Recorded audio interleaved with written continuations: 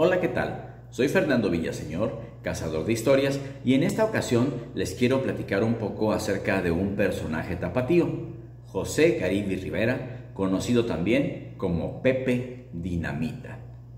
José Garibi Rivera tiene la virtud de ser uno de esos personajes que van de lo sagrado a lo profano, de lo blanco a lo negro, y que ha dejado honda huella no solamente en la sociedad tapatía, sino en la de todo México.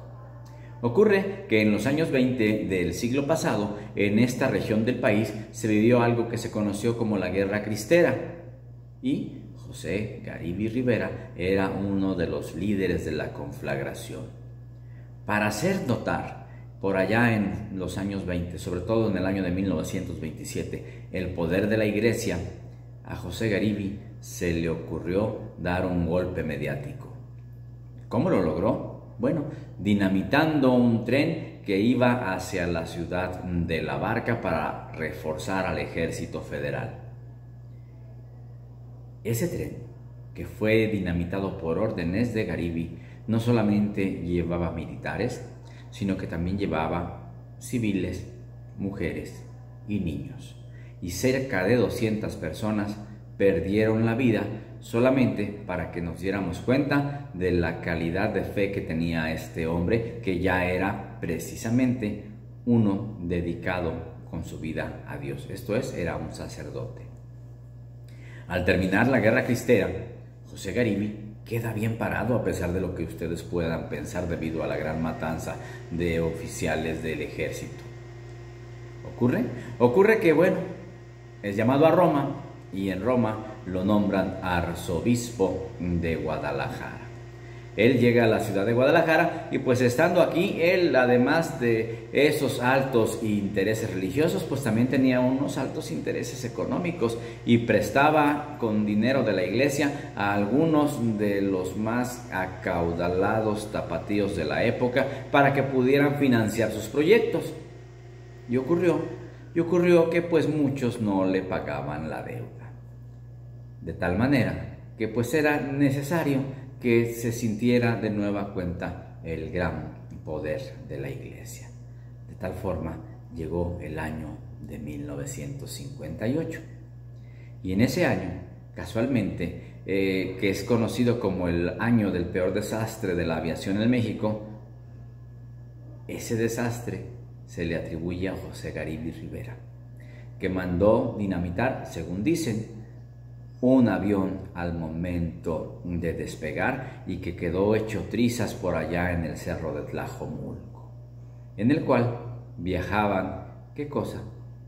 Deudores de la Santa Madre Iglesia. La gente se volvió loca y hubo muchos que protestaron porque decían que ahí estaba la mano de Garibi y que ahí en ese avión que se había precipitado y que había explotado en el aire iban sus opositores y deudores.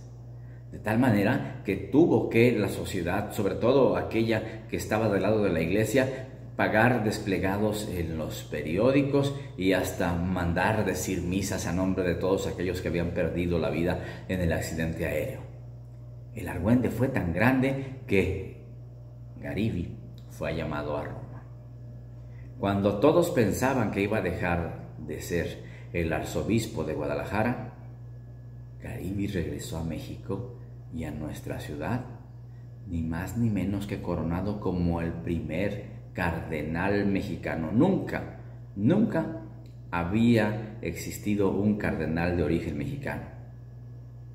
Y a Garibi se le premiaron esos actos de fe tan grandes de esa manera. Los que conocen Guadalajara, de forma muy probable, conocen también el templo expiatorio. Ese templo lo construyó precisamente Garibi Rivera y afuera de él hay una estatua que está a nivel de piso, donde se ve a Garibi recibiendo el capelo cardinalicio de parte del Papa Bueno, Juan XXIII. Bueno, aparte, de forma probable también ustedes habrán escuchado que al equipo del Guadalajara, las afamadas Chivas, se les conoce como el rebaño sagrado. Bueno, esto se debe a que en los años 50 y 60, época del campeonísimo, Garibi era muy aficionado al fútbol y era, ¿qué creen?, seguidor de las Chivas del Guadalajara. Y era normal, verlo luciendo su camisa debajo de la sotana y pidiéndole a Dios porque sus Chivas quedaran campeonas otra vez.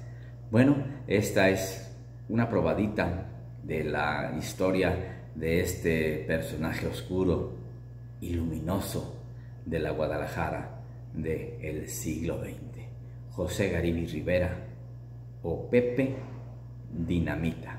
Bueno, ya saben, yo desde aquí les cuento.